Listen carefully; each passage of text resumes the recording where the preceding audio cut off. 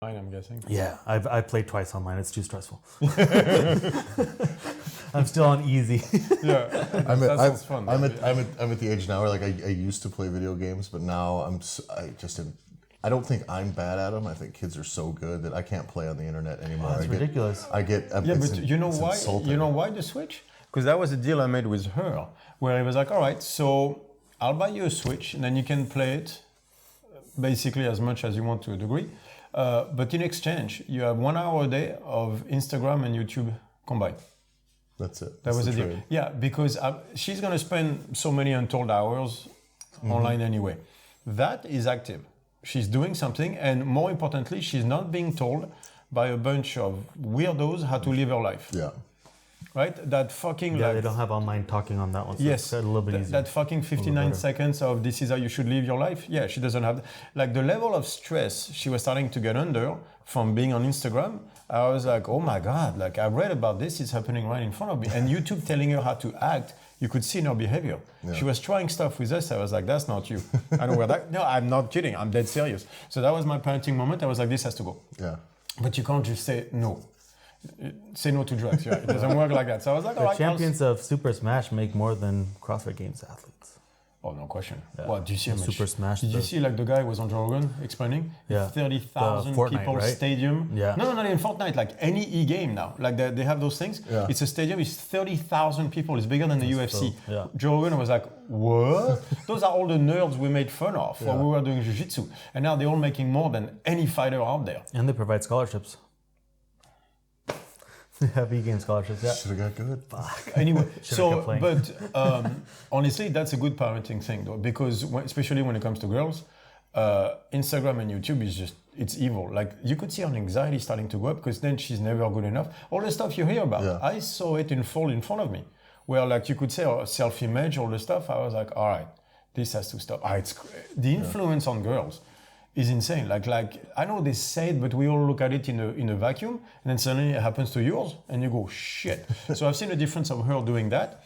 Suddenly she's more fun. Like when she plays that, she's like when she does jiu-jitsu. You know, she comes back, she's energetic and screaming at the screen. It's like that's cheating, and she throws the stuff off. But she's back to being a normal kid. When it's hours on Instagram, that changes her so much. Yeah. So that was actually a good parenting moment. Yeah. So that's, if you're listening, that's why there's video games in the background right now. Exactly. Yeah, there's video games in the background. And if you have the Switch, add me as Barracuda. That way we can play against each other. Oh, by the way, get destroyed. You know where we do that? On the StrongFit community. And on the podcast, we're going to have, everybody gets a Switch and we're all going to play each other. There's a lot of people out there with the Switch right now. Yeah, I need to get a one. Switch. That's and fun. we all play each other, so and then the fun. winner, like we'll do a Grand Prix or like a tournament, and the winner gets something, like get a T-shirt or some shit like that. That would be fun. That's like a nice. StrongFit competition. So I'm gonna have to when I buy a Switch on my way home. For 500. There's a used one. No, there's a used one for like $270. That's gonna be tough to run by the wife still as a surprise. No, Maybe next week. It's for StrongFit. It's a business expense. It's a business expense. It's a business expense because we're going to do a StrongFit tournament. I could just see Tim going, this is not a business expense. Yes. No, you don't understand. You don't understand. We do our meetings on Fit. Yeah. We're going to do if they can make a Zoom online app school on the Nintendo Switch, we'll be set. No. It's an online school. We're going to do a StrongFit tournament and the winner gets stuff. So totally. There was a myth out there that the Taliban were doing all their plans through Call of Duty because they couldn't tell if they're actually communicating about real life or if they were actually exactly So we're talking about StrongFit racing. All right, so yes, fitness totally. things. It's a business expense anyway. Yes, Tim, if you listen, it's a business expense. It's gotta be. And give me some more tips on things that can Okay, be. Tim, let's go at it like this. How can we turn this into a business expense? What do we need to do? And there we go. So Tim's our accountant. So you guys know. So this week we wanted to get into. I'm just going to dive right into the intro real quick here. So we've talked about at length lately on kind of the communicating expectations with your clients, if you're a coach or with really anybody, people that we coach, and making sure that they understand it's not a quick fix process. There's no pill. There's no whatever. Even though so much in the fitness industry is counter to that right now. Right. So when someone would come into my gym, I would have to spend usually the first 20 minutes dispelling myths about CrossFit, and I would have to dispel myths about supplements and how to make sure they understood that I'm not really going to rush to get 20 pounds off them before the wedding in 2 weeks and boom, boom, boom, boom, boom. And so Crack. so that whole thing about avoiding the pill and knowing you have to do the work and it takes time, as coaches, we put that out to our clients as you should be as much as possible. That's one of the biggest problems, right? That we all complain about. Yeah. And so, but what we find often in coaching coaches and seeing other coaches out there. And gym owners. And what happens is we look for that same thing in a lot of it. Can I frame this in a Bayesian inference model, and then after that you guys? I would not expect anything Exactly. less. So Bayesian inference is first is an epoch. That's basically how science is run, right? So we're going to look at it in a way, in a scientific way. Why do we do that, right? So Bayesian inference is always something. It's a belief to start with, an hypothesis, right? That you're going to run observation against. It's a probabilistic model, and you're going to start to play hypothesis versus observations, taking into account what you don't know, which means what is the likelihood of things you don't know happening or stuff like that. Obviously, you don't know what you don't know, but you have to take that into account, that there's a percentage of whatever is out there that you don't know. It has to go into the Bayesian inference. It's actually a theorem. There's a mathematical formula for that to calculate the probabilities of the veracity of an event. So that's the base of science, base of evolution, based on everything, really. And so that's a base even on quantum mechanics, it seems. Anyway, so that's how we're going to refer it to is belief versus observation, and do you take into account the likelihood of what you don't know. Yeah. So like people like get stuck on that, as you say, it's belief, right? It's like, well, if I do CrossFit, is that? It's because they have a belief that they got from usually being told, but they haven't been able to bounce their own observation off of that yet. So that's where your job is to already establish a different belief structure from the beginning. Yeah. Because if you get them into, and those things don't align, then it's going to start being a problem. Either they'll think you're not giving them something they wanted, or you won't explain to them that maybe that's not really what they're looking for. And that's how you produce free energy. Yes. Exactly. Total fucking chaos. Yep. Well, exactly, right? Yeah. If your theorem, your belief doesn't match the observation, you get chaos. You get free energy, that's death. And in opening a new business, I also, you fall into the trap of trying to just get bodies in, right? And sometimes here's what I found is if I was trying to sell you a furnace or an air conditioner, you needed one, right? Yeah. It was broken. I could do that and do a good job. I knew it for sure. There's really not a way, unless the customer is just going to be a problem, that I couldn't give them what they needed in that moment. Yeah. Right. Whether they could afford it, want it, whatever, that's different. But so I carried that over to when I was taking in new clients in my gym, and it was always wasn't like a hard sell. It was just a good communication piece, but it was about closing in the beginning. Yeah, more than anything, yeah. And it worked. We got to 130 people in just a few months from openings. We're like, all right, cool. And now I'm like, some of these people got to go. Yeah. And it's my fault. No, it's okay. But before we get there, let's go back to clients asking us for a 6-week fix or whatever, and let's apply that to coaches and gym owners. Well, I think that the biggest thing is CrossFit changed the fitness industry for the better. Yep. But we start to look at the belief system of what the fitness industry created. Yes, the and matrix. so, I remember going through and trying to recreate this whole matrix of how to get people in and the 6-week challenge and everything. And I was trying to do that. And you still get caught up with, I'm not making enough money to survive. And so there was a moment where, dial it up more and it just gets worse. Well, it was like a meeting where we had with my business partners, and one of them goes, why are we trying to recreate the wheel? We know what sells and we know how we can get people in. And that was like a major struggle with me internally, because that's not what I wanted to do. Exactly. And so it's a massive struggle between creating new belief system for the people that are coming in and trying to educate them and redefine what it is to have an actual coach or personal trainer, and trying to survive in a place where the market is extremely saturated already. Okay, but there's a metric for them.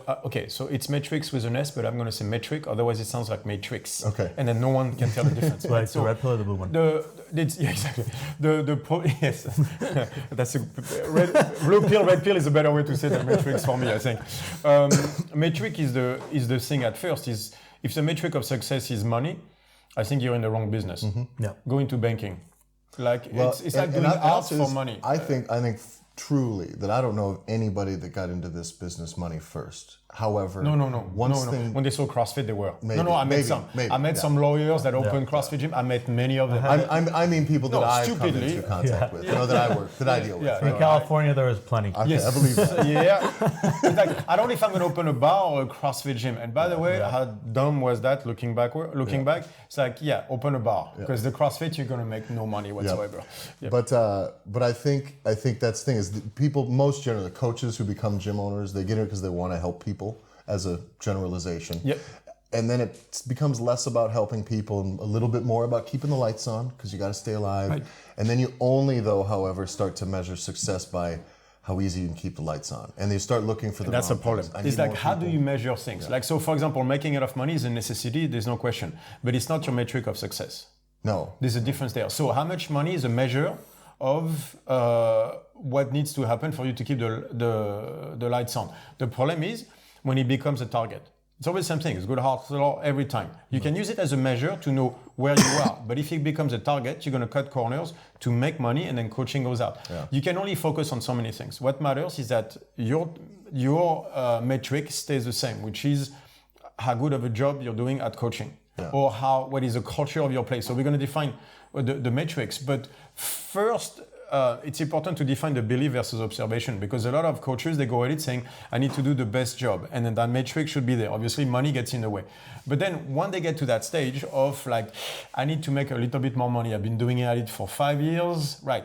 That's when I see a lot of them turning into the clients they hate. Yeah. In the sense of, all right, I'm going to go get a trick for someone out there that is going to allow me to do better with the same amount of work. Yeah, let me get a good email sequence and I'm going to just start blasting some shit out and we'll run Groupons and we're going to start running and we'll just pile people in here and we'll sort them out in the end. And that's a tough deal to deal with when I think on the other side of it is if you just do better. Do it well because here's where the most valuable, the clients that I got that walked in through the door, if I sold them or converted them that day, good, because I needed the fucking money. I needed the shot with these people, right? But in the end, some of them I maybe shouldn't have taken on because it wasn't going to be a good fit. Okay, but and I needed the flexibility to let go. But that's okay. But then you have to get rid of them. Yeah. But however, the most value that I ever got out of a client is when they start, and then their wife is interested because he's doing better and feeling better and looking better, and so she signs up. Then the kid signs up. Yep. Then their brother-in-law signs up. And next thing you know, I legitimately had 2 or 3 families that were responsible in the end for 15 or 20 clients each. Yeah. Right. And that's what I believe in. And not only that, those people and those families are the ones that came in. It worked for them. It connected to them. They were the right people, and it fit. Right. And I didn't need to send 1,000 more people emails to get those 60 more people. Right. And maybe have them work. I could just get those people in. So let's talk about that one because that to me is the key. Yeah. Like I remember Rob Orlando talking about his gym, Hybrid Athletics, I think was his name at the time, or Hybrid CrossFit. I think it still is. Yeah, it still is. Where he was about to close the door because he was not doing well, and then there's that one guy that changed his entire gym. He walked in, and then before you know it, he brought, through contacts and everything, 100 people. Like he linked it directly to that guy. There are people like that will walk into your gym. They're not going to walk and stay into your gym because of your email list, the analytics and stuff like that. So that's my problem with all the business coaching that I see now where people are like, oh, let me explain to you how to do your business in CrossFit. But CrossFit is based on coaching. It's not based on selling. Community. Yeah, community. It's not based on selling something like a laptop because that it doesn't matter who walks in. Whereas when it comes to coaching, you're relating to the person matters a lot. So the proper way to do it for me is that person comes in that can lead to 20 more. So then all you need is 5. You need 5 people that will bring you 20. Even if it's 10, you need 10 people that will bring you 10. That's how 20 people that will bring you 10, and then now you have 200 people, and most likely that's about as far of good people as you can handle. That's how to build it. So how do you get that one person to bring 10, right? By you being better at what you do. Yeah. So the work is you. It's so the business coaching and everything, they basically it's lead based stuff. It's first of all, you want to learn business, go to real business people. Yeah. Not the chiropractor or the physio who has 50,000 people on Instagram, and because he did it a different way or by being an asshole, like by challenging us and stuff. That's how they get famous. But don't go into people that got famous through Instagram or like through social media and expect them to teach you business. Go to business people, bankers, economists, people like that. Read those books, educate yourself into economics, and see what leads strong businesses to move forward. And guess what it is? It's the guy on top. It's the Steve Jobs. It's the Warren Buffett. It's the Charles Munger. It's the guy who has an idea, and learn from them what makes them successful. And you'll learn that it's about you, not the fucking analytics and the leads. And it's often very, very, very fundamentals based. Like this is, there's not tricks, and that's the thing, right? You have to do the thing. And just like training. Yeah. There is no tricks. Like the Jedi thing, it doesn't work. It's the same idea. So you hate when your clients come and ask you for a 6-week tricks before a wedding, and yet that's exactly what you're asking that business coach, or that business coach is telling you to do. He's giving you a 6-week trick as to how to bring leads. Okay, how many of those people are that one person who's going to bring you that 10, 20? Most likely, none of them, because that's not how you want to attract them anyway. What if they come from, it's swiping right? Online dating is great if you want to understand, but rarely do you find the person you're going to marry. Match.com, they find actually mates for life, but look at how Brought to you by Match.com. Exactly. Is that what we did? Look at how much hoops you have to go through. Yeah. Because again, Match.com is what? Is you're trying to create yourself I've the never event. been on Match.com, so I don't know. I've never been on Match.com. I was single. Okay. Yeah. I tried, but you know what I was trying to do is I was trying to take control of the universe. So it's like, let me make it work by putting what I like, what I don't like. And guess what? One day I walked into San Diego, Invictus, and I'm like, who's that? So that's the Black Swan event Taleb was talking about. It's an outlier event. It's the stuff you can't control. You don't know when or where. It will just happen at some point. Match.com was just trying my way to make that happen. Guess what? It didn't. Because life doesn't work like that. You're trying to control. It's not a Newtonian world. It's a probabilistic world. It doesn't work like that. But it's always just that short reward, right? So I remember one of my business mentors that I've had through my life, and he was one of my clients, and he was like, I was trying to open up a new space, and he was one of the first guys that I approached. He goes, you're looking for the slow dime. I'm into the quick nickels, meaning he wants to just flip businesses, so he doesn't care what it is. So 6-week revolution of clients, cool. But he's like, you actually take your time with people. Like you're truly investing in them, and you're expecting something out. And the people that come to train with you is the same thing. Like all my main members that I had, like I still talk to them on a regular basis, just because there was such an involvement on my part and on their part, right? So for me, for those people, I truly redefined how to look at fitness, how to look at the gym culture. But when you're trying to make the money and go for the 6-week program, that's exactly the people that are coming in. They're looking for a 6-week program to get the quick short-term reward, and they take off. And then they leave. And so that requires so much more stress for you as a person, even if you're using it as a way to get people in and then try to convince them to stay longer. That takes 3 to 4 times more work. I had one of Dea's friends did a new CrossFit gym every 6 weeks. I think it was for almost 2 years. Literally going from Groupon to whatever other one they had in 6 weeks. She never got past the fundamentals, which I mean, maybe it was kind of good. Maybe she mastered the fundamentals. I guess she got the time to ways to yeah, talk exactly. But she spent, at most $20 to $30 every 6 weeks, and she would find a new one and a new one and a new one and a new one. And she's like, yeah, but I'm getting what I need. I'm exercising. I'm moving. I'm good.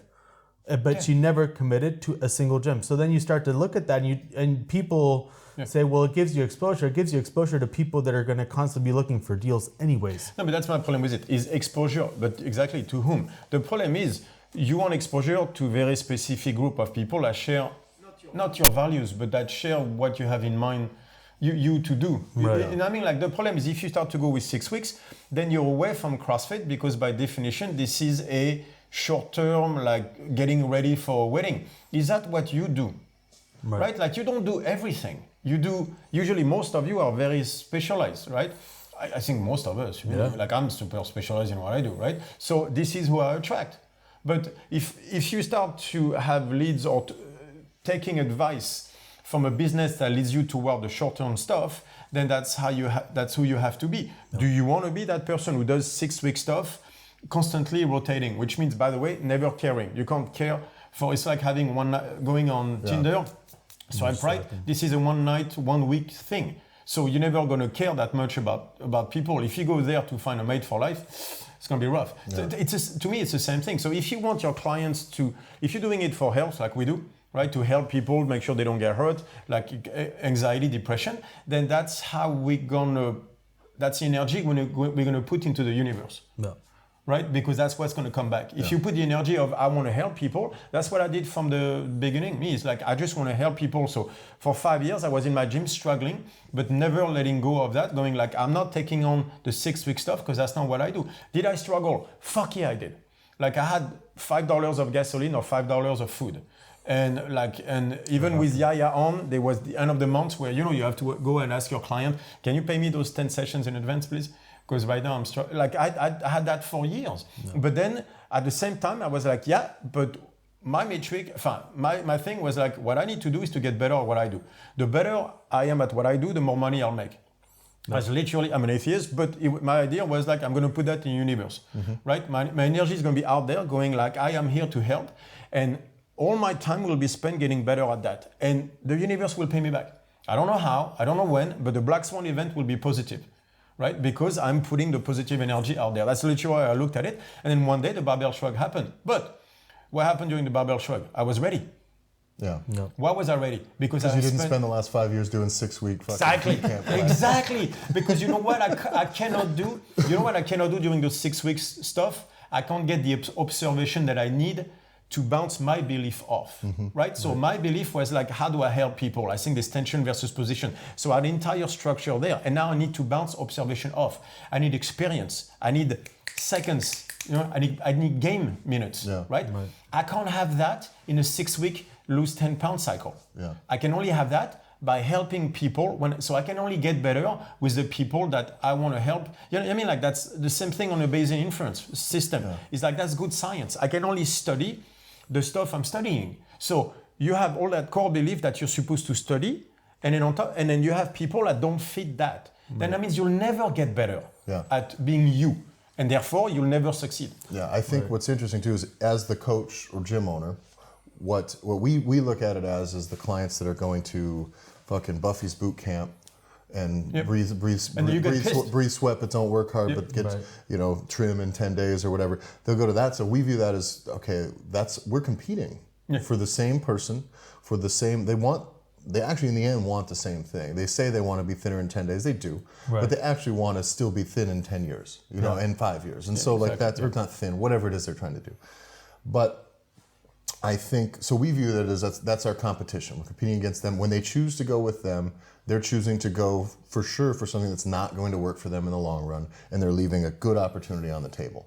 As a coach, when we decide to then start to revamp our business to pull Buffy's boot camp and a bunch of fluffy bullshit and or not even just fluffy stuff, but I mean things that are short-sighted and maybe just don't work, or that you can't even offer people. The quick fix, that's an empty promise.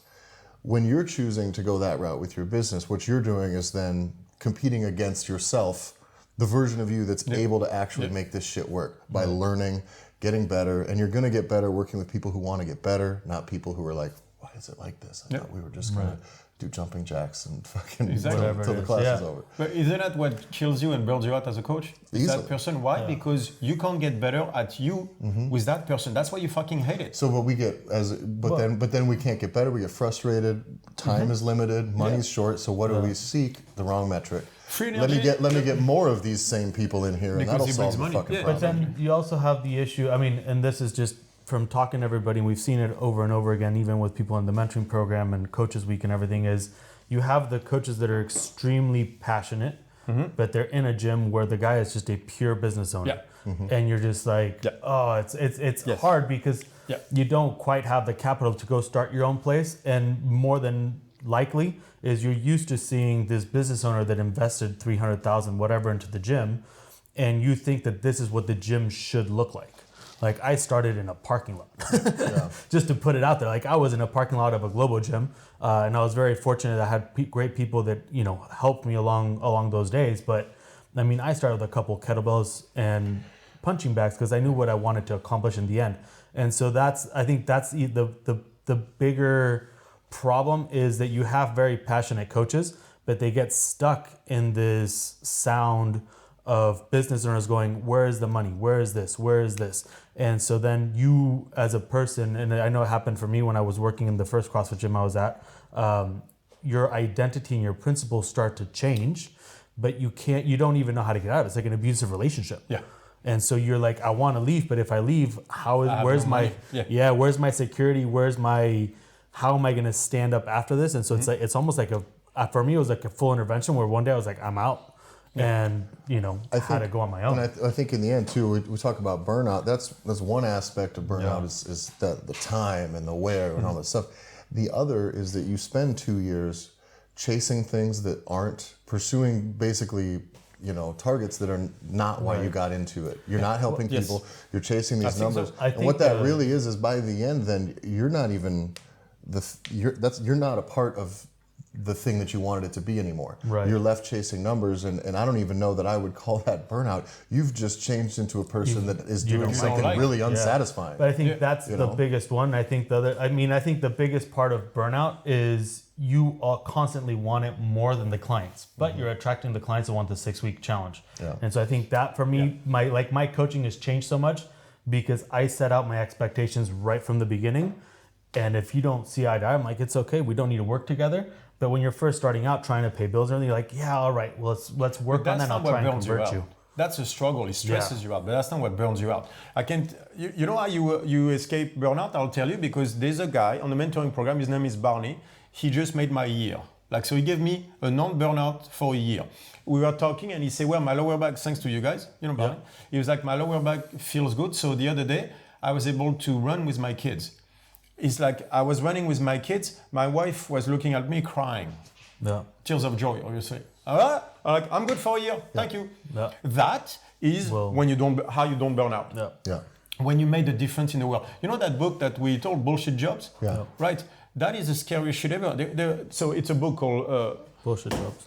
Bullshit Jobs. But we should get like the Amazon books. We should get a link so we can start making money. We not that's kickbacks, Mexican guys. right there. Yeah, he's gonna Mexican the shit out of everything. Yeah, we'll get an affiliate link. We'll figure it out. Bullshit Jobs, David Graeber, and he was talking about 50% of people talking about their job, saying that they feel they make no difference in the world. Yeah. That's what burnout is. And so it's not just you. It's unfortunately it's today's world where you feel like you're in a managerial position. You're a manager. That makes absolutely no difference in the world, which means if your job was being turned over to somebody else or scratch, it would not make a difference whatsoever outside of you. Mm-hmm. That is what burns you out. If you can go like, I did something, I made this world a better place, even if it's a tiny bit, then you're like, okay, if you can do that, you'll be willing to struggle. No. The problem is you can't lose money and not have that. But if you barely make ends meet, but you get 2 or 3 of that, trust me, you'll double down on your coaching because you'll be like, you know what? I made a fucking difference. And you know how you make a difference? By being good at what you do. No. By connecting to people, the human element. You don't get that with the leads and stuff like that. I understand how hard it is to struggle. I struggled for years. It's easy for me to say now that I make money, but you guys don't understand. I was like 37, 38, making no money, but extremely happy every day. You know why? Because I was getting better at what I was doing every single day. Wow. And how was I getting better? Because I was able to make my own mistakes and to bounce my observation off of my own principles through my clients. And that's how I got better at it. It's the whole Bayesian inference stuff, but I gave myself that opportunity by going, I am not going to go the 6 weeks challenge. Yes, we're going to live on top of the gym in a small room with my ex-wife and my kid, but it's worth it. And it is worth it. Mm-hmm. You don't need the car. You don't need the Audi. You don't need this. What you need is to make a difference in this world. Yeah. Trust me, the Audi will never fill that hole that you're feeling right now. The burnout is not coming from the clients not listening to you. It's coming from you not making a difference. And you'll burn Become out on better. your way to the gym in a sweet car anyways still. You're going to sit in the I think parking it's lot. worse. Yeah, I you'll think sit in it's the parking worse. lot and be like, fuck. Yeah. So now... I know, it's gone. I now, still hate five, myself. 5 years ago, Yeah. I would have killed to be able to have this kind of extra money. Now I got it, and I'm still in this car. Don't know I'm what still to not do, making yeah. a And difference. I'm still feeling like I'm shit. still treading water. Yeah, it doesn't change. So now you need more leads because maybe a Ferrari will do it, right? Yeah, when your metric is wrong, There's only there's one no way way to out. find out. Yeah, exactly. I mean, right, let's well figure go this for out. it. we Yeah. can't know for sure. Yeah, Until you have until a we've done Ferrari. it. Exactly, right.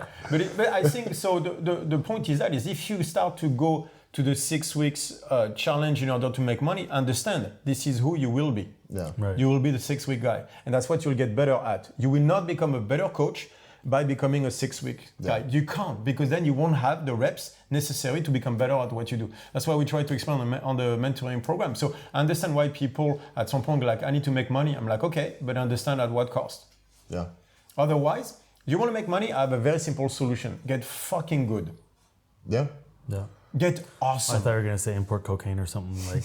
You keep talking about want to You're lose weight. a do- Mexican through No. and through. Like, You keep talking about you want to lose fucking- weight, do crack. It's faster. Well, more yeah, but efficient. I was being sarcastic, So I not figured- serious. I figured we'd go- exactly. Yeah, exactly. So let me explain to you how to do it, because I was watching El Chapo last night, and this is how he did it. It's like, I don't know if you guys know this, but I heard you can make a lot of money. I selling heard drugs. that. There Yeah, is. exactly.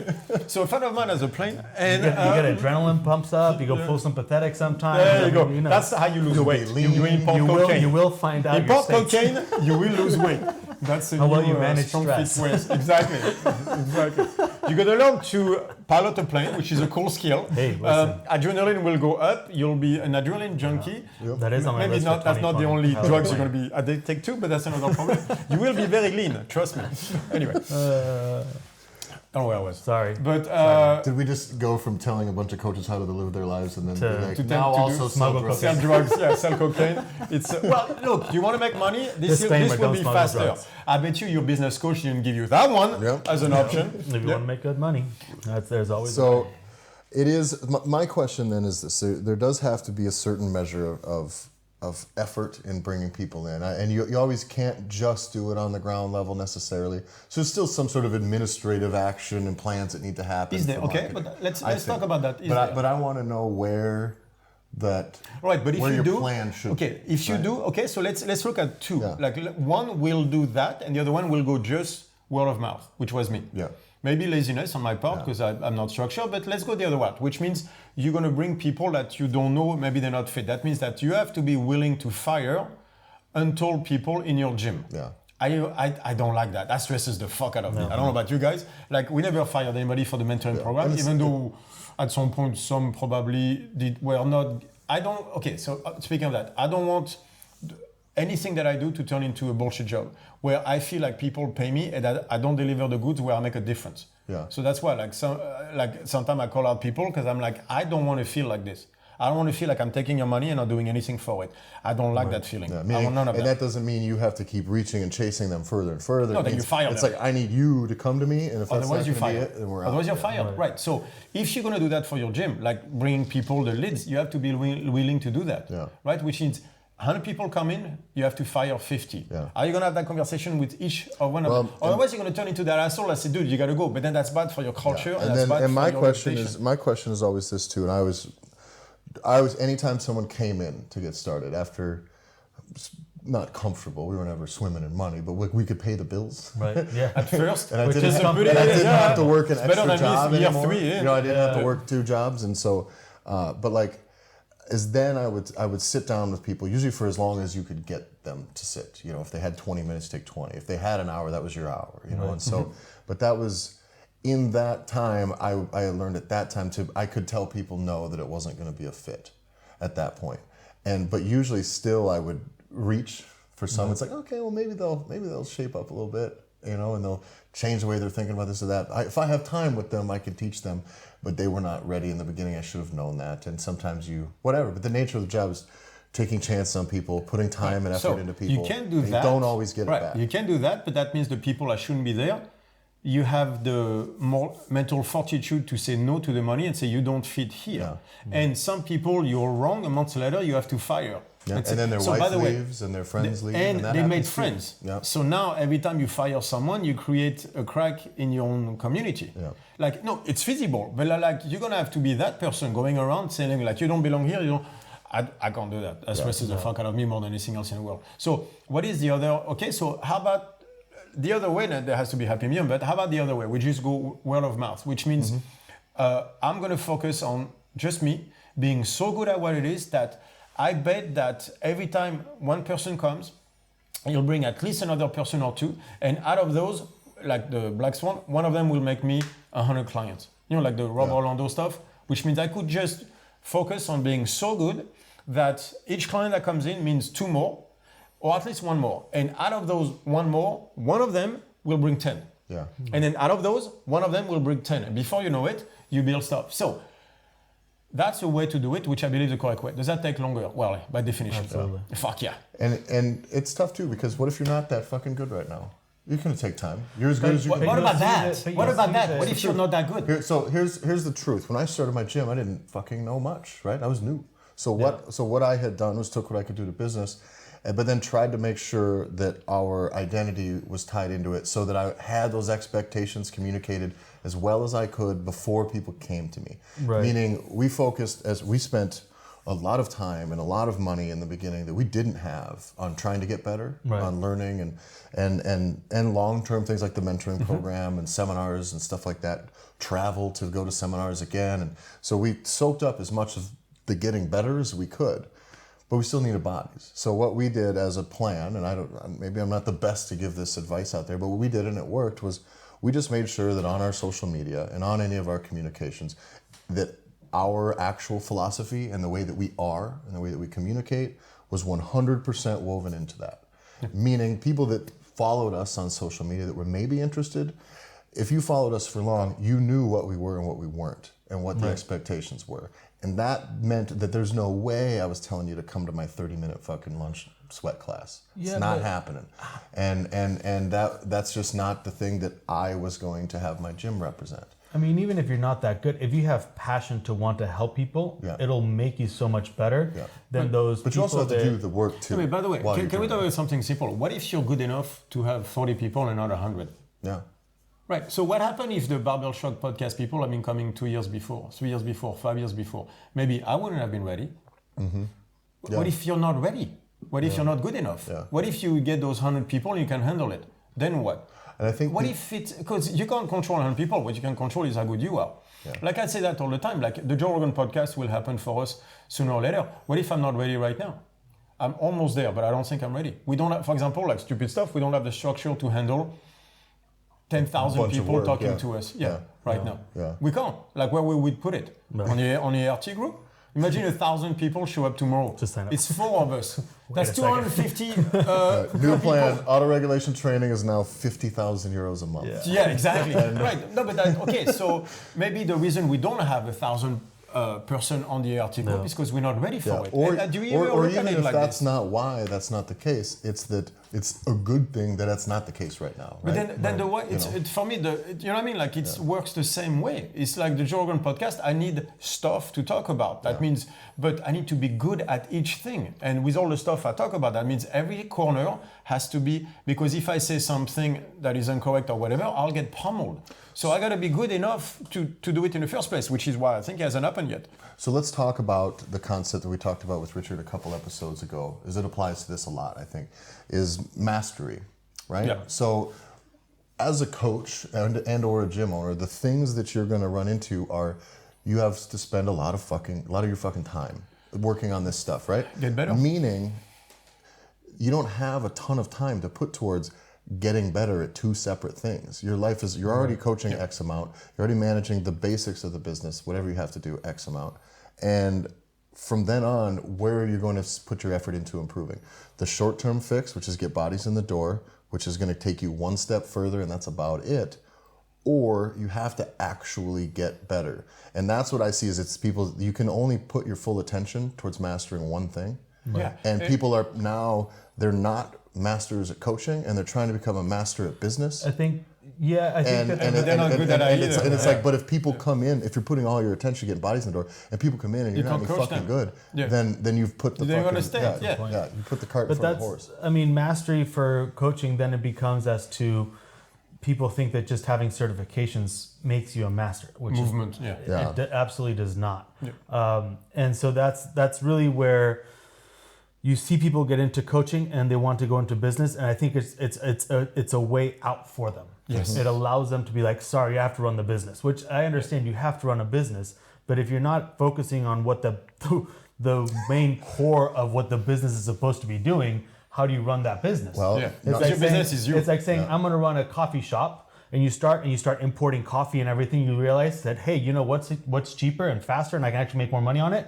Making fucking water. What's the instant, which is not bad, guys. Instant coffee with some creatine is great pre-workout. I'm a snob. Yes, it is. So so imagine if I hide the coffee machine and I just go to the back and I make you instant coffee rather than espressos as you start coming out. I can sell it for the cheapest coffee in the city and I'll have people revolving through the door, but at some point that's going to end. And that's what you see with a lot of niche gyms or small gyms that want to open up and become their own thing, is they're in it to be amazing at what they love to do, which is help people and work with people and make people move. But then 2-3 years, they can't handle the struggle, which usually takes 7 to 10 years. And so since they can't handle the struggle, they go, fuck it. And they start going, I'm going to be a business owner. I'm going to take coaches to take my classes. I'm going to run the back end because this thing needs to stay open for what you don't even know anymore. Yeah. And then before you know it, 5 to 6 years in, you realize that it's still not making that much money. So you're like, sorry, I'm going to go back to my corporate job. Or I'm going to go back to do this. Yeah. And you go back to being lazy. Yeah, because as you say, it's a way out. I agree completely with that. But I see that the same way when they start to take the certifications, where they go like, just help me master the snatch or whatever. Yeah. It's like, good. And what they mean by that is I just need to be, exactly. So I can get a What they mean by that is I just need to be good enough to teach position to someone who knows less than me. That's all. It's like most people are there, so all I gotta do is I'm gonna be like just a crank higher than them, and then I can teach position. Knees out, elbows in, chest up, and that's enough. And then now I know. So instead of mastery, all they want is just to know a little bit more than the other guy. And it's memorization based. And I think to pull that back, that's what we talked about before is, what if you're not that good right now? Okay, then take on the people that you know that you can still help. Right. That there is enough of a gap there that you know and really also don't get stuck into just, I'm going to learn a little bit about that movement. That's not what getting better is. How much of the job is dealing with people? All of it. No. Right, so that means that part of what you need to learn is to deal with people. So it's not just your snatch. It's like if the person has anxiety or depression, should they snatch? Like there's an entire thing about humans that you need to know. So that fucking snatch stuff, all right, so apply yourself to looking at people, study psychology, like study people. Do you think people get to go to the numbers and the lead generation and all of that process because looking and dealing with those numbers are a little easier to fix as a number as than Richard it is to just deal said, with a person? I think it's a way out. Yeah, because like if I got to deal with people and it's not working and I'm failing, it's not helping because it's fucking work. Yeah, but it's the same thing with you can put it towards business, or even if you're still being a coach, but you don't know how to fix something. A 5-pound PR on the snatch is much better than taking 3 months to create a better structure for the snatch. So that in 3 years they can put 40 pounds on the snatch. And I run into this from every single level of coach that I come into, and they're passionate coming to the Coaches Week and the seminar, and I see them and I do a squat and I go, what did I do wrong? And they go, you shifted. And I was like, did I shift or did I rotate? And they go, well, they don't know. I was like, okay, let me do it again. They're like, well, you kind of rotated and then you shift. I was like, all right, perfect. So right now with an air squat, I can do this no problem. But put 500 pounds on me, that can start causing some issues. Yep. And they're like, yeah. And I'm like, so how do we fix it? And silence. Nobody knows how to fix it. And that's the problem, is nobody's paying attention to that. No, it's not the bend and the foam rolling and all that shit either. What's the easiest way to do?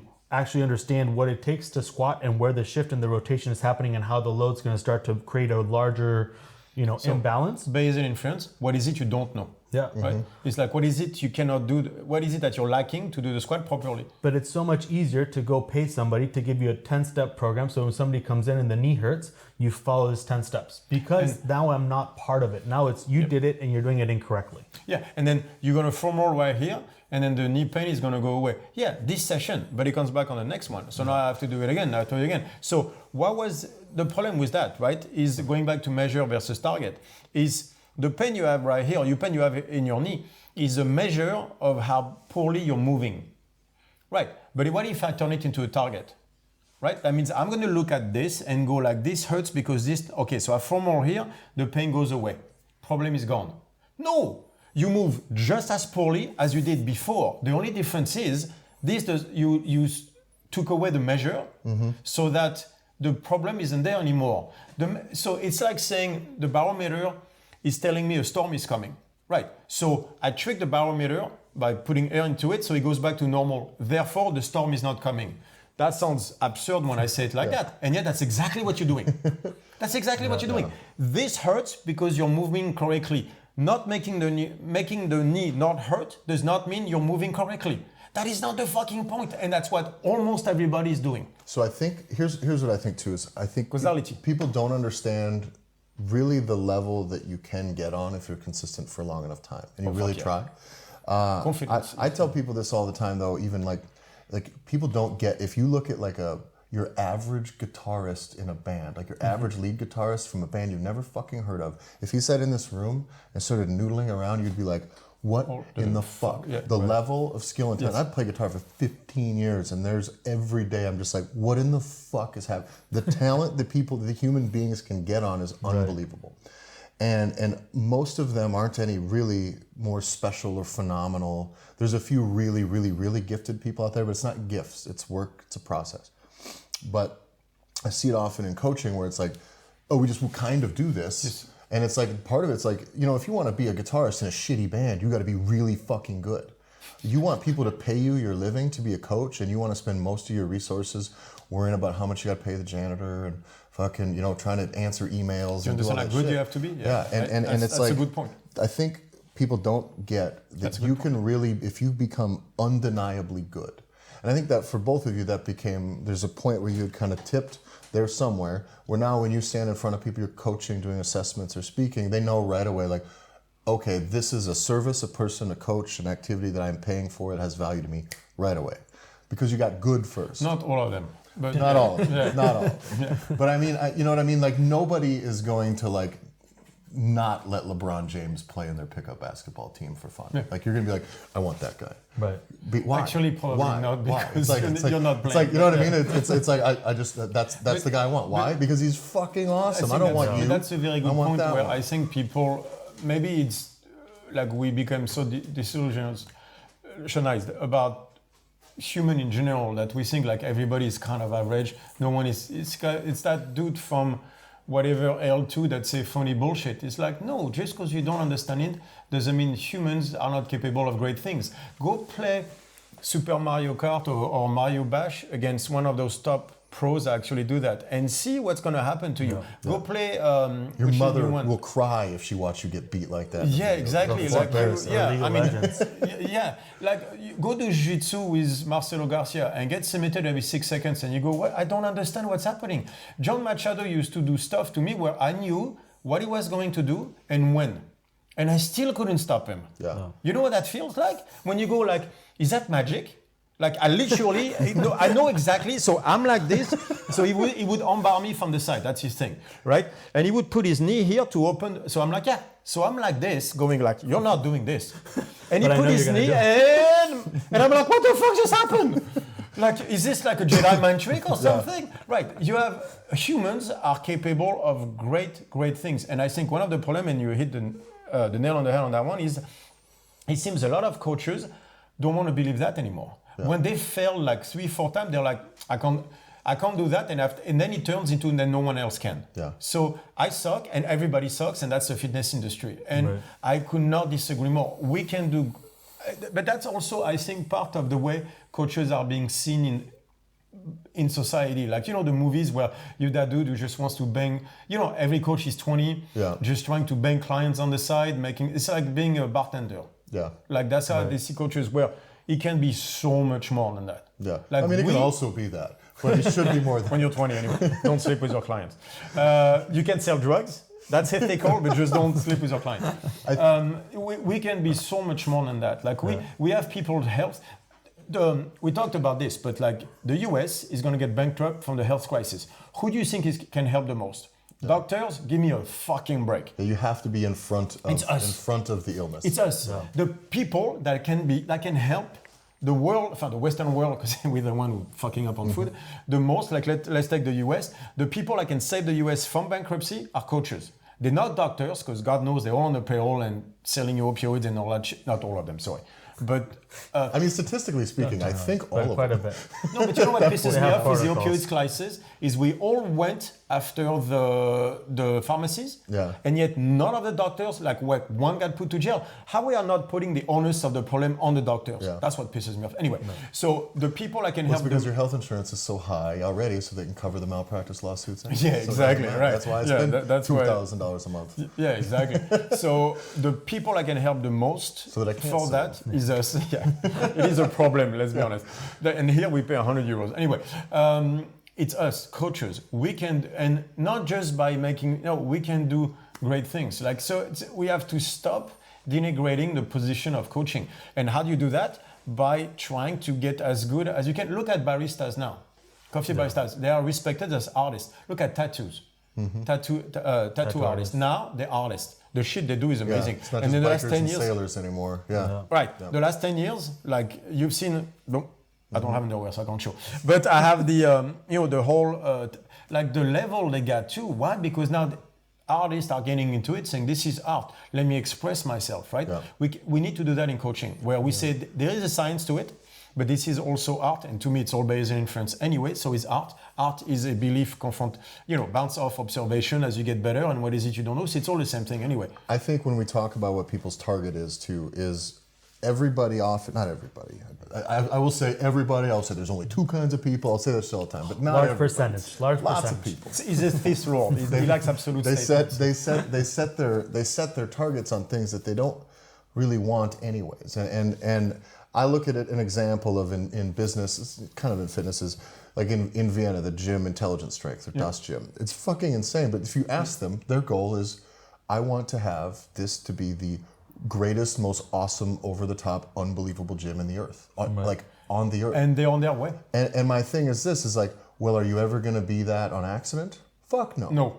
But were you that on day one? Absolutely not. So what they do is every step of the way, they're like, how is this going to line up towards us being what the end target is, which is the most awesome place. Meaning you look at, in their office, the dude's desk is the entire front end of a US military Jeep that looks like it's from the fucking Predator movies. Really? That's the it desk. Probably is, That's just the desk. Yeah, that's just his desk. You don't even see it on anything. Yeah, but like, he knows. Because that's. But that's the attention of detail that goes through everything. That's such a fucking cool idea. Yeah, we are so doing that in Barcelona. I'm telling you, we're gonna do Das Gym in Barcelona or the StrongFit way. Yeah. This is such a cool idea. So, but that thing is, I want to ask people often. It's like, do you want to be the best coach in your town? Right. Because often that's not even on their target. Is getting really good at coaching. Do you want to be the best coach in your gym? Do you want to be the best coach in your gym? Let's start with that. But often it's I want to coach, and it's like, well, that's not gonna. You can coach right now. Yeah. Like you need to want to be good at. Orange Theory is hiring. Yeah. And so I think the thing is, a lot of people set their targets really low, and it's like, all right, well, what if you can tell me that you want to have an impact on 1 million people's lives, which means that via health and fitness, meaning run your gym, grow it, get really good at what you do some online nutrition, however it is that you can only work, grow it but if you get good at it. You can only do it if you get good at it. Yeah. And so put a target out there that requires you to be fucking good. So do you think they like the not confidence? Just with always. Absolutely. Always. I think that it's always more of a job than a career set for them. Mm-hmm. Yes. And so that's a massive part of the industry is, it's like the difference between being a waiter and a server is massive. Yes. The amount of knowledge that servers have is unreal. From wine, if food, you have, then you don't understand. By the way, that's a very good example because you don't understand how good a server can be until you go into a 3-star Michelin restaurant, and then the guy is like a chef at your table. He's not cooking the food, but he's like a chef. Like he explains to you the stuff, and you go like, "Are you the owner?" Like sometimes I was like, "Is the dude the owner?" No, he's just not a waiter, a server.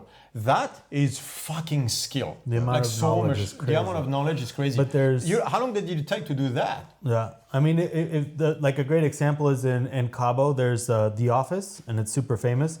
But people fight to try and get these jobs. But they're educated in wine, tequila, mezcal, everything. They know everything that they do, where the ingredients come from. But the lady takes care of them. So every year they do an actual 3-week vacation, and all the servers, all the big servers are taking on the vacation all paid for. They get paid well. The tips are much higher, all of it, right? Versus you go next door, which is, I forget what it's called, like Bangarang or something, Bananarang, where their main job is to get people drunk and do competitions. And they probably wouldn't be able to tell you what tequila or this or that is. They just care about, hey, this is the most expensive one. I'll try and sell you that because it's the most expensive. But you start to see a big issue here with coaching is that not all coaches are equal. I think that you have the class manager and then like the 50 shades of gray towards personal trainer, and then you actually have a coach that truly cares and dedicates their craft, right? So then I think it's more of understanding where is it that person truly wants to go. Well, do you want a hobby job, confidence, or do you want to make a career? Right. No, but you have the confidence to aim for the star. This is actually the preface on a book I'm writing. Is what didn't I write before, right? You know what the true answer is? Is because writing is my brother's job. He was a writer, and so how could I write? That was his. He's better than me. Yeah. So it's always comparison for you. Well, and it's not even comparison. It's like how could I write? That was anything he wrote. Was something I worship. So how can I write? Because I'll never be that. Yeah. When it comes to letters, to literal knowledge and stuff like that, I will never. My brother will always eclipse me. I will never reach that. So writing is like I can't. He did it. So it feels like wrong for me to write. Except now I understand that I have more content to write about than he had. Yeah. So I'm better at my thing. So I'll write about that. But I had to get in my head that dude, you won't do what he does. But that was a confidence issue. Like, how can I write? I can never be that. Yeah. So I understand where it comes from. Well, the point is, too, is that you never will be that. You never will. I never will be. You will be whatever your version of better is. Yeah, I have ideas that he never had. I have content that eclipses his. I'm like, then I'll bank on that.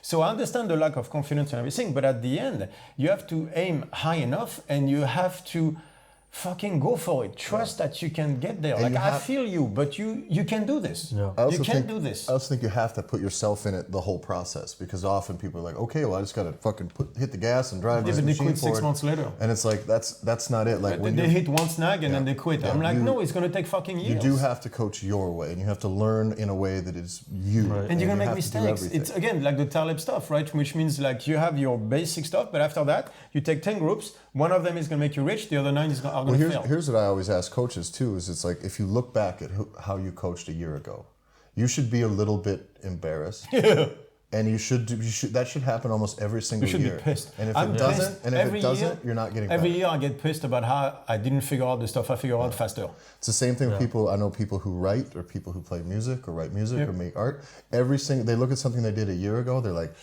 fuck, I'd like to just make that go away. And it's not because it's bad. No, it's like, can I redo it, please? It's because they're better. Yeah, exactly. You're like, can I redo that, please? But I think that's always been a thing for you a little bit, though, is things have been moving forward and you keep adding things for you with locking things with StrongFit and stones. I do it for me. Is you're like, but you didn't want to put anything out cement like a book a year ago or 2 years ago because... it wasn't finished. Yeah. In my head. You're worried about but now you have a time, like now we start chipping away. No, plus I want an artistic expression. I need a form of artistic expression in my life. Things are too physical. I need a form of artistic expression, and I'll use writing. Yeah. Because so I started it's been 4 or 5 days now in a row, and I like it. Yeah. Like it's it brings the passion back up, and I'm like and then I go yeah. Oh, I like it. So it's not gonna be one book, it's gonna be 10. Yeah. But I'm having, and honestly, you know why I know I'm gonna succeed? Because I don't give a shit if anybody reads it. Yeah. Right. I'm gonna put it out there. There's 2 of you that buy it. Thank you. I love you, and then I'll sign it to your name, and I'm good. Two of 10,000 them. copies later. Fuck. Yeah, fuck. Two of them. I said two. The first two. The first two. But honestly, I don't know that Julian's book tour is going to be the most fun thing in the world for him.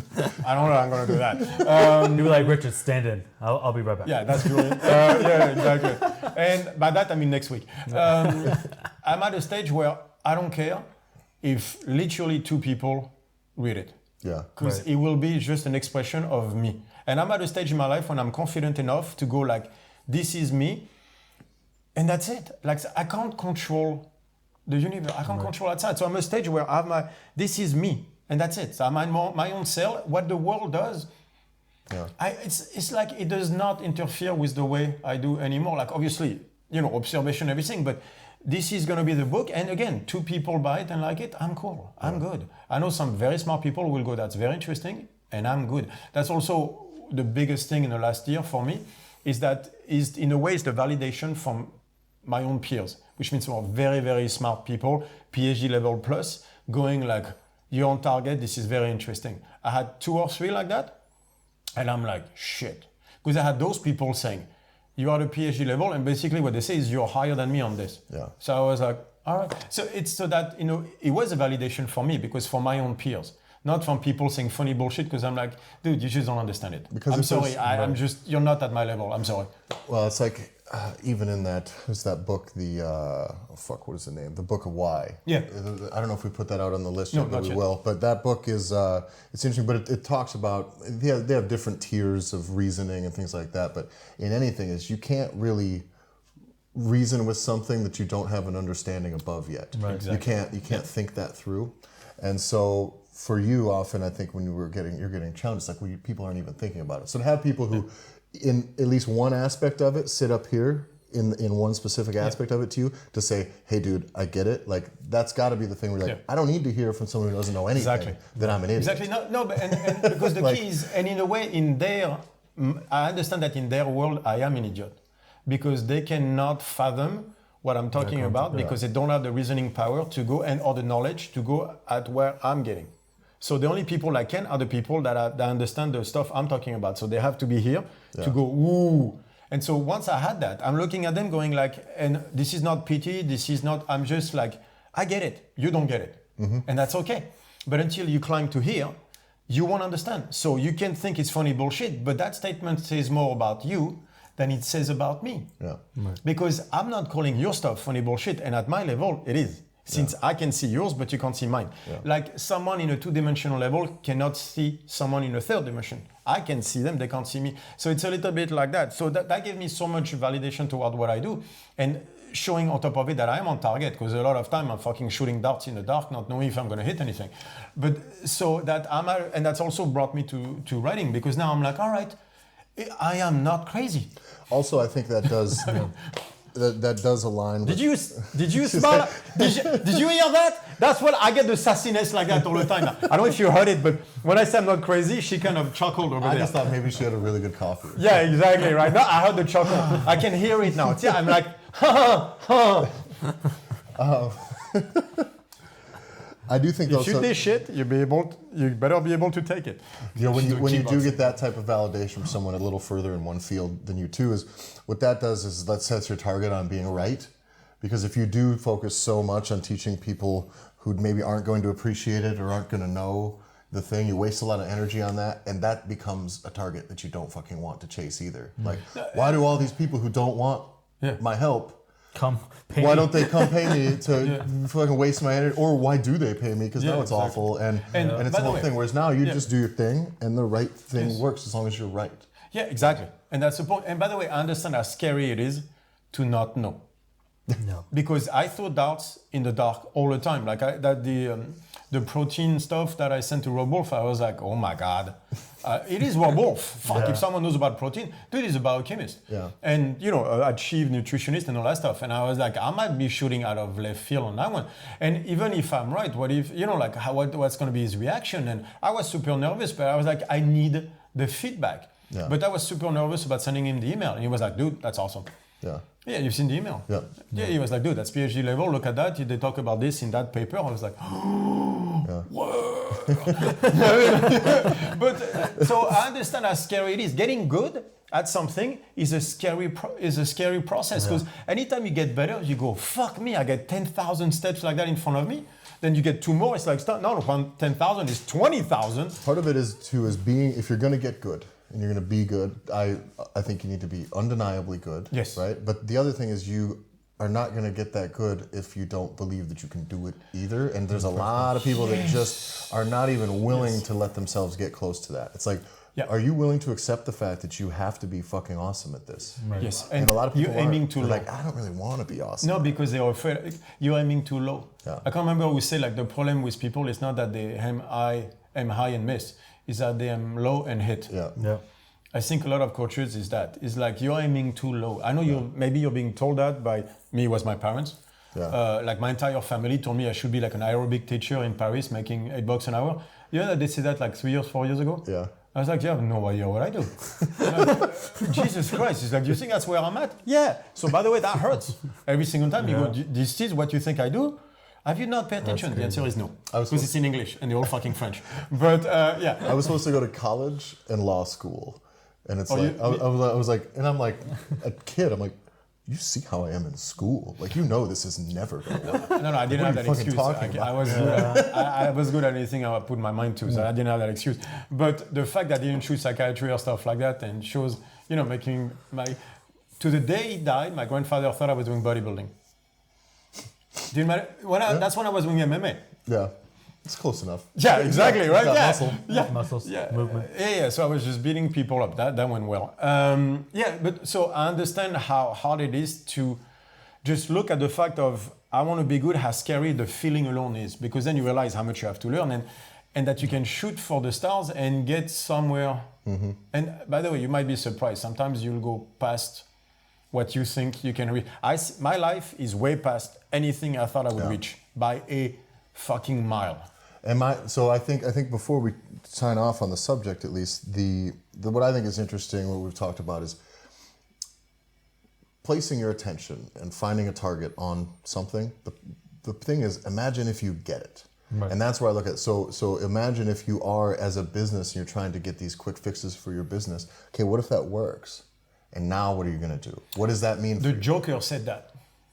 Remember? I just said it. I thought it was brilliant. Yeah, exactly. Fuck, I didn't even. I'm a dog chasing a car. I wouldn't know what to do if I caught it. Yeah. And that's it. And it's the same thing with coaching. Is it's like, okay, well, what if you actually spent that effort on getting really good at coaching? What if you did?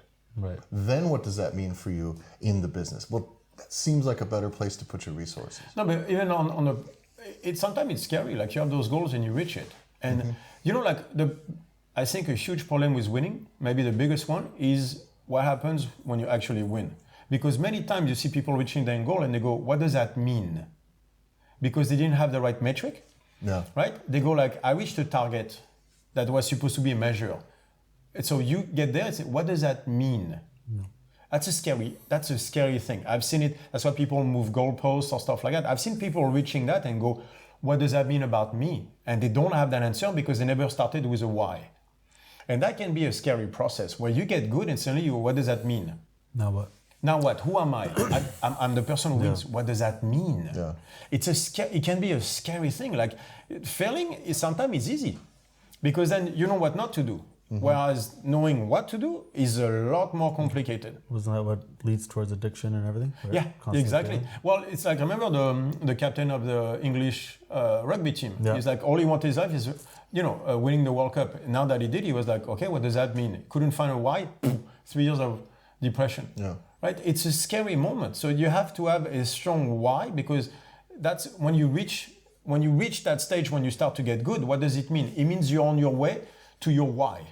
Yeah. And then you keep driving. But if you go that's the problem with measure and target. Be very careful that you do not turn a measure into a target. It will ruin your life. Because suddenly you get to, I got 100 clients, and you still feel exactly the same. And you're not any better. And then that can rock your world. Because now you have the money, which was your target, and it still didn't make you better as a human being. At the end, that's what the thing is. It's just whatever you do, choose it with a strong why. Because the point is to get better, not good, or there's no good or bad for me. There's better or worse. That's it. Like the key is be a better human being, and it's gonna be scary as fuck on the way there. Yeah. That's the people, you have to understand, getting good at something is so scary. It is the scariest thing ever. And when you get really fucking good, then you're expected to be good. And that's a totally different thing. This is the thing I want to send people off with, is that if you get good at something, people are going to expect that of you, which means now you got to do that and deliver consistently. Now you really have to be good. Whereas, what I think often is people, they maybe don't want to have to own up to those expectations. Like, I don't know that I want people to think I'm fucking awesome at it, because then if I fall short, then I'm fucked. So why don't I just stay back? Because I don't think I'm great at it. If you get really, really good at something better than any of your expectations, there's a stage in your life where you don't know who you are anymore. I reached that one where I'm like, what does that mean? It's been the last 2 years for me, where I know more than I thought. I discovered more stuff and know more than I thought I ever would. I didn't know what I didn't know, obviously. Yeah. You know what I mean? But I'm at a stage where... That's going to be the new quote post. When I didn't know what I didn't know that I didn't know. Yeah, I didn't know I could know what I didn't know. You know what I mean? Because I didn't know it. Right? And so I said, no, but literally it makes complete sense, right? It does, actually. I mean, it works. It does, yeah. But there's a stage where I was like, I don't know who I am anymore. Yeah. Because I'm past who I thought I was. I'm better than I thought that the man I was reaching out to be. Right. And I'm like, shit. Yeah. So who am I? Yeah. And that was a hard question. It is a hard question. Well, and then how do I pull this person forward from here? And that's why writing is going to help me. Yeah. Because on paper, I can try to be better. But I reached that moment where I was like, oh. Yeah. It's scary. Yeah. It's very scary. So find that moment, guys. Get good. Try to figure out that you know what you didn't know that you didn't know. Yeah. Get so good you don't even know how good you are. But I think it's the moral of the story is look for the long-term value of what you originally wanted from your gym, not the short-term reward of what's going to keep. I mean, you need to keep the gym open, but try and look towards that long term of what you really wanted. Right. One of the worst things that I had was I didn't know what I wanted 10 years down the line with my gym. Yeah. I was like, I'm reaching close to 10 years. And even when I had it 2 years, I was like, this is not enough for me. There is no way. And so reaching towards that 7-year mark, 8-year mark. And I was like, this is not where I want it to be. So I went worse. And I was like, I need to do something. And luckily I had Julian and, things just started going up. But it's look at that long term of what you want out of your gym. And from there, just but the only reason we connected connected is because of how much energy you put into it. Yeah. So it wasn't by mistake either. Right. You didn't just jump on a train. Your train was going just as fast as mine, except your tracks were about to end. Yeah. Because you didn't like the scenery, right? But your train was going just as fast as mine. The reason we connected is, again, it's because you were putting so much into it. I was like, no matter what it is, that I can deal with. Yeah. Because I was like, I can teach anything. That you can't teach. That fucking like, and that's the issue. You're gonna have to face that. Like, you can only get good at what you do. So if you choose the 6 week, that's what you're gonna get good at. Is that what you want to get good at? Is that who you want to be? Then if the answer is not, then do what you want to be good at, because that's what you'll get better at. Yeah. Beautiful. The best analogy I have to that's why I fucking load the dishwasher like an asshole every time my wife has me do it. I fuck it up completely. I don't want to get good at it because I don't want to fucking do it. Problem solved. Exactly that. That is the best analogy They lead ever. to a fight every couple of weeks, but it's not the point. It's worth it. It's worth it. It's In worth the it. end, I won't be asked anymore, which then there's no more fights. Exactly. Not about that. Analogy is a fuel of thinking. That's a great analogy. Don't let her hang out with Dea though, because then you'll be in trouble. But, Exactly. Yeah. Anyway, I liked it. Yeah, you'll be in trouble. Yeah, exactly. So, but that's got us wrapped up for today. We've got the strongfit.com, strongfitequipment.com, and .eu, Manta Fitness, julianscorner.com. I'm going to back up, Manta Fitness Australia only. Julian'sCorner.com for all things Julian. We have the fucking... Damn it, I stalled out. What is it? We got Instagram, StrongFit1, Rare Barracuda, UK32, Tyler F. and Stone. Well, the podcast support page up with links and stuff below.